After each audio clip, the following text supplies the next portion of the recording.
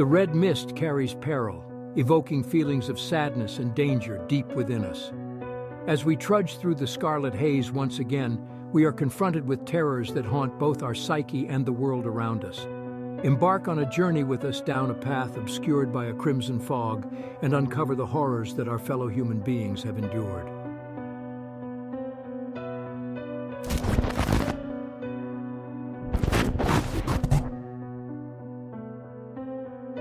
We've been locked in our classroom for days, and our teacher is starting to act very strange. Day 1. We had just opened our textbooks to Chapter 8 when the alarms blared overhead. A red strobing light spun by the door as metal slats slid down the wall to seal us in. The others started to stir and panic at their desks. Now, class, I'm sure everything is fine. Probably just a drill. Mr. Jonas held up his hands in an attempt to soothe the crowd. Just as he was about to open his mouth, Evie came over the intercom. Level 3 contagion located in the south quadrant of campus. Lockdown protocol is now in effect. Isolation protocol is now in effect. Oh no! The teacher suddenly looked pale and a little panicked himself. Day 3. I slid my rook across the tiled chessboard to overtake Patricia's bishop. She stuck out her tongue in defiance as I removed it from the board. I smirked and then shoved another saltine cracker in my mouth. Mr. Jonas said we shouldn't be in here much longer. It was probably just taking the CDC a while to quarantine and eradicate the contagion. He said it must be a pretty nasty virus if they are keeping us locked in our classrooms. We have enough snacks for another day or so. It's been difficult to ration properly when all you have are crackers, candy, and canned spray cheese. Overall, though, we were keeping our hopes up, which was all we could really do. Staying positive, for now. Day 5. The room was starting to smell foul. We designated some buckets in the corner as the bathrooms, and they were about half full and beyond putrid. We ran out of food last night. My stomach rumbled with hunger, but I did my best to ignore it. I didn't feel like playing chess or reading anymore. Instead, I just napped at my desk as much as possible to pass the time. I was hoping at any moment I'd be awoken to the doors opening so that I could go home. I missed my parents. Mr. Jonas was losing his composure too. He'd been pretty put together up to this point and ensuring we were all calm. But his eyes looked a little wild now, and he kept pacing the room, talking to himself. A few times I heard him cursing under his breath and then reciting prayers. I really hope we get out of here soon. Day 8. Bang, bang, bang. A pounding sound coming from the other side of the classroom pulled me from my dreams. Bang, bang, bang. I stayed still to appear asleep, but cracked my eyes just enough to watch as the biology teacher smashed a chair against the steel door over and over again. Bang, bang, bang. He was really losing it. "Let us out of here," Mr. Jonas screamed as he tossed the chair to the side. "I cannot do that, sir. A level 3 contagion has been detected. I have sealed off the affected area. But you must stay isolated for your safety." The robotic voice hummed over the speakers. He screeched profanities at the camera in the corner of the ceiling. Some of the other boys were becoming aggressive as well. There had been some fights the last couple of mornings. Also, some hands going where they shouldn't be going, back behind the fake plants and lab equipment. It seemed as if we were slowly devolving, becoming an enclosure of chimpanzees, like one you'd see at the zoo, but only hungrier. We needed out, or something terrible was going to happen. Day 10. We'd been on a diet of tap water for the past 5 days. I felt dizzy every time I stood from my desk. The room would spin and I'd almost black out. I kept my footing by sheer force of willpower. I had this irrational fear that if I passed out, I'd be eaten by my classmates like a pack of hyenas on a gazelle, feasting on my intestines as they spilled across the tiled floor. It sounded crazy if I said it out loud, but when I looked around the room and saw all the hungry faces, I didn't think the idea was too far-fetched after all. Mr. Jonas hasn't said a word in over 12 hours. He's just been sitting at his desk, carving something into the surface of it with an X-Acto knife. For the first time today, I had the thought that maybe we weren't going to make it out of this. Maybe we were all going to die in this classroom. I hung my head and cried. Day 13. Mr. Jonas, stop, Micah cried. Don't you see? We have to do this. We need food. It's survival 101. When the pack is suffering and food is scarce, they turn on their weakest member. It's simple biology, survival of the fittest.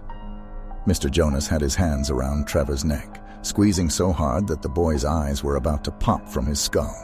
Trevor struggled beneath him, but he was frail and terribly small for his age. Micah grabbed a large beaker from the table and lifted it high over his head. "Mr. Jonas, stop now. Don't make me do this." But the teacher was long gone. His eyes gleamed with delight as drool dripped down his chin from salivating at the thought of a meal. I jumped to my feet as Micah brought the beaker down as hard as he could onto Mr. Jonas's head. It shattered to pieces on impact, knocking the teacher out cold. I helped Micah push him off Trevor. The poor kid was wheezing and gasping for air as tears streamed down his face. "You're all right. It's okay. You're all right." Micah patted the kid on the back, trying to calm him as he wailed. Suddenly there was a scream like a war cry, and Mr. Jonas was airborne. He leaped across a desk and plowed into Micah. They both went sprawling across the tile. Micah resisted him, but Mr. Jonas ended up on top and began dropping his elbows viciously on Micah's face, causing blood to spew from his nose and mouth. Static filled my mind. I didn't think. I only reacted. I reached down and picked up a hunk of glass from the broken beaker, grabbed Mr. Jonas' shaggy hair, and pulled it back to extend his neck. I pulled the glass through the meat of his throat as hard as I could. I'd never seen so much blood before. It poured in a waterfall across Micah's chest. Mr. Jonas fell to the side once more, this time never to get up again. I stared at my blood-soaked hands. I felt nothing. No remorse, no fear, only static. Suddenly, the metal slats retracted into the ceiling, and the door swung open. "Lockdown protocol has been lifted. Please continue with your regular schedules. Lockdown protocol has been lifted." Her cheery robotic voice seemed so distant and out of place now. The other students gathered around me, just staring at the pool of blood. I think it was the hunger talking, but a part of me wanted to know what it tasted like. I think the others did too. Thankfully, before that could happen, a man in a suit strolled into the classroom. "Hello, class?" His perfect teeth gleamed under the LEDs. Before we could say anything, a team of adults in overalls poured into the room. Some began taking pictures of everything. Others started cleaning up Mr. Jonas. One man with gray hair dropped a large box on the teacher's desk and opened it. He then started throwing fresh fruit and granola bars to each of the students. We devoured everything he gave us. I started to feel more like myself after 2 bananas and 4 granola bars. They tasted like heaven, a sweet salvation. The first man with the nice teeth in the expensive suit waited until we were all done before he addressed us again. "I know it's been a long 13 days, guys. I appreciate you all hanging in there. I've alerted each of your parents that you've been cleared to go home." The classroom erupted in cheers as we all hugged each other. Even Micah, covered in gore, danced around excitedly. "You'll all be able to go home soon, but first I just need to do a little debrief with each of you before you go. I'm going to set up in the counselor's office, and Mr. Moses here is going to bring you down one by one to give your account on what happened here during isolation." We all nodded our heads in agreement. Anything to get out of here. Mr. Moses, the man with the gray hair and the snacks, took us down one by one, and we spilled our guts to the man with the nice teeth. When I gave my story on what it was like, I still felt numb. Even when describing how I'd killed Mr. Jonas, I just felt nothing. It wasn't until I'd gotten home that evening that I'd broken down and wept. Once I was in my mother's arms, I cried and cried until I couldn't anymore. Then I ate more food than I ever had. I shoveled pasta down my throat until I thought my stomach would burst. It was a good feeling, to be full, to be human again. Years later, while I was at university, a whistleblower had leaked that what we'd endured at the school was a government cover-up for a top-secret experiment. There had been no virus, no contagion. It began as an experiment to test the artificial intelligence system they had at the school. But then it morphed into a social experiment to see how long we would last before someone was murdered or severely harmed. To test the boundaries of civility and moral character under immense pressure. Just in case there was a real issue with the code in the AI, and this scenario became a reality elsewhere. When I'd killed Mr. Jonas, it had ended the experiment. The news had made me sick to my stomach. I was angry and disgusted for weeks. I was okay with it now, though. You see, Trevor may have been small, the weakest member of the Pride perhaps, but he was also a genius. With his hacking expertise, we were able to locate Mr. Niceteeth and Mr. Moses. It's been 6 days so far, and every time they scream and hit the door with a chair, I just can't help but smile. It's a little experiment a few of us are conducting. It'll end when someone is murdered or severely injured. Maybe.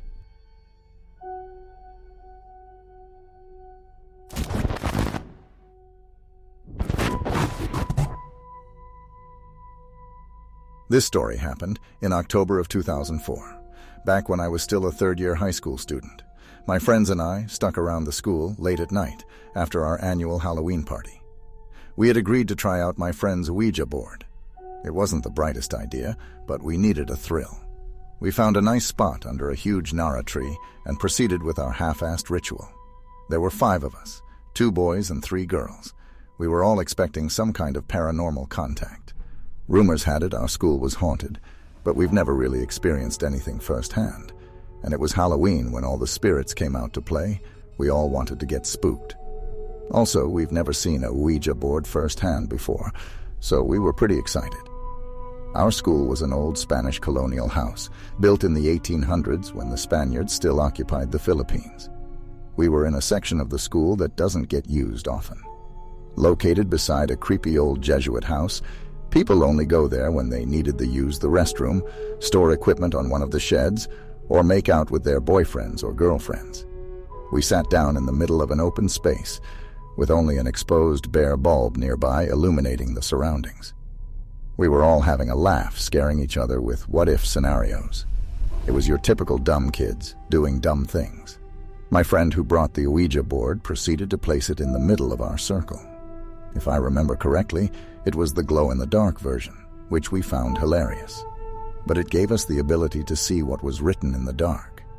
Not knowing what to do, and going after what we've seen in movies, we all proceeded to place our index finger on top of the planchette.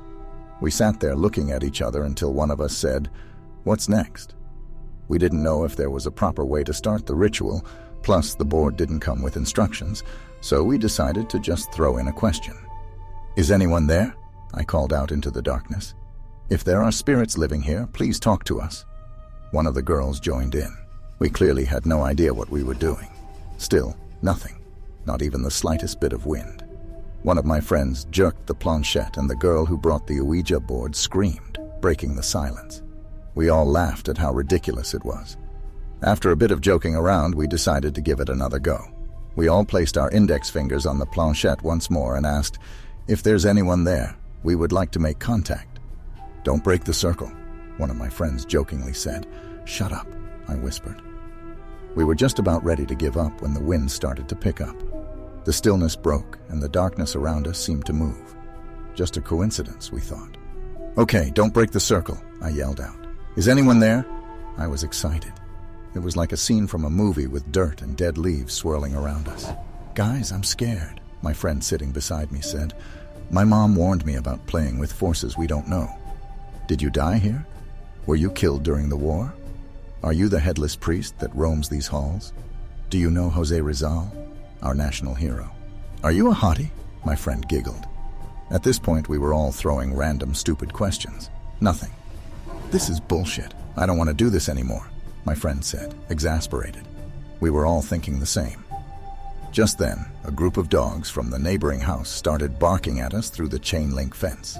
These 6 dogs were growling and showing teeth. We all screamed, and without finishing the ritual, bolted right out of there. We didn't see each other until after Halloween break, and this is where the story gets creepy. One of the girls told us about a weird experience she had the night after playing with the Ouija board. She had gotten home late, after hanging out with her friends from the neighborhood, when she realized she forgot the keys to her house. So she called her brother up, who was then still sharing a room with her, and what he said crept the hell out of her. He swore she was already home. He claimed to have seen her walk in a while ago and that she looked really tired and saw her head straight to bed. Creepy, but no need to freak ourselves out, was all we thought. Besides, her brother must have just been tired and seeing things. But then, my other friend started telling us about an encounter she had that Halloween night. She was going up to her room when the lights started flickering as she was ascending the staircase. Your typical horror movie visuals shrug it off to faulty wiring. But just then, she saw the door to her room open and a dark figure stepped out and stood atop of their staircase. She couldn't make out the entity's face, but she recounted that she couldn't move and felt utter dread as the figure stared down at her. "No way!" My best friend, who just joined in the conversation, said in disbelief, "Something happened to me as well." He recalled that he was sleeping one night when he woke up feeling really uncomfortable. He described his vision as having TV-like static, and a feeling of heaviness surrounded him. He looked around the room, and that's when he saw a bloody, charred face with piercing red eyes grinning at him through the window. I couldn't believe what I was hearing, because I had an almost run-in with death that night. After the ritual, I was sleeping in our sedan on the way home after fooling around with the Ouija board, when I felt our car jerk. I woke up instantly. Looking out the window, I found out that we've been hit by a huge oil tanker. I panicked and leaped out of the car. Luckily, my mom and I survived the crash since the front of the car was a total wreck. I still don't have an explanation why those things happened to us. But thank God nothing happened after that. I never played or gotten near a Ouija board ever since.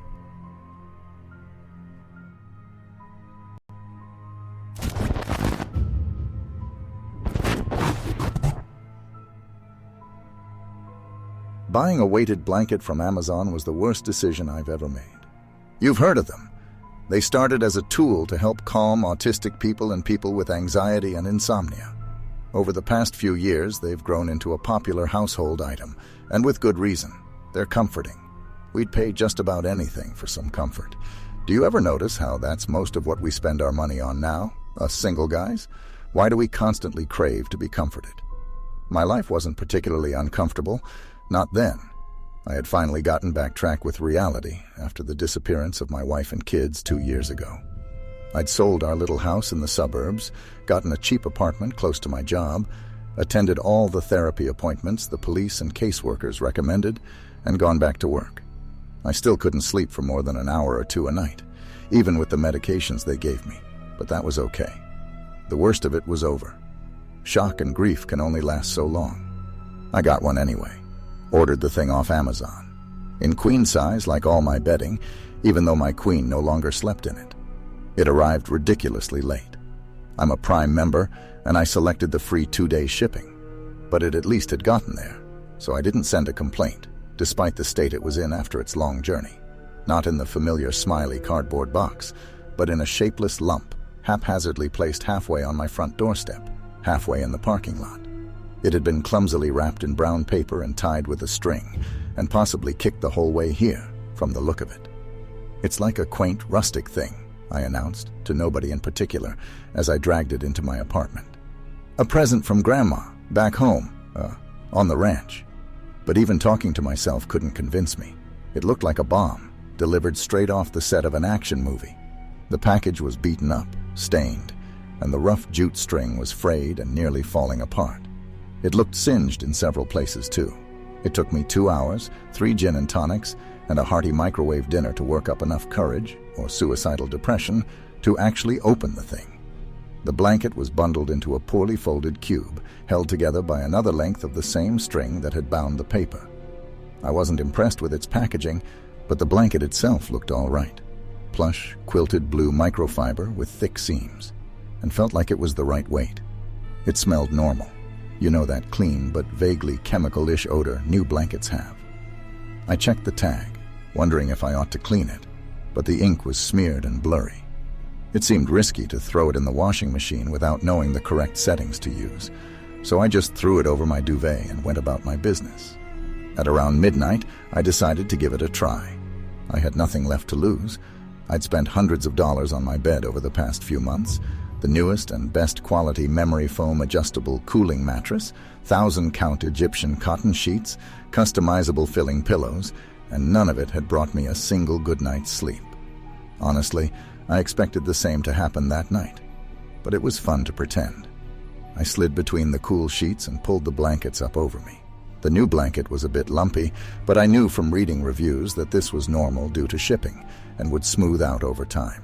The weight was immediately noticeable, and to my surprise, I felt comforted. When I closed my eyes, I imagined my youngest two had crawled into bed with us and were laying on top of me, suppressing giggles as they tried not to wake me up. An artfully folded section of the blanket at my back became the familiar bulk of my wife beside me, and when I opened my eyes again, it was 10 in the morning and I was late for work. I've never been so thrilled to receive a write-up, That weird chemical smell didn't really fade, though, and gradually it became more noticeable. By the end of the week, I could smell, or imagined I could, the strange, neutral odor on my skin, even after a shower. By the end of the month, it had become unbearable. I took it to a dry cleaner's, thinking that I'd been lazy because I was so enamored over my renewed relationship with sleep. I was ready for the elderly Korean woman behind the counter to judge me over the stink. I had my excuses rehearsed. Work was crazy, I'd had it in my car and forgotten, and I'd had Indian food for lunch and forgotten the leftovers in my car over the weekend, which had amplified the smell. But I didn't have a chance to recite this story. She only waved a handheld metal detector over my blanket and said, "Filling wrong, can't clean, try spray with Febreze, you can get on Amazon." I couldn't imagine what about the filling could be wrong, and I told her so. Sure, it was still a bit clumpy from shipping, but Amazon had listed the filler as polypropylene, and all the reviews recommended dry cleaning. I couldn't imagine what about the filling could be wrong, and I told her so. Sure, it was still a bit clumpy from shipping, but Amazon had listed the filler as polypropylene, and all the reviews recommended dry cleaning.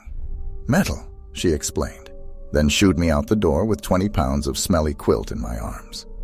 Another month of beautiful, comfortable sleep went by before I couldn't live with the smell anymore. People had begun to comment on it at work.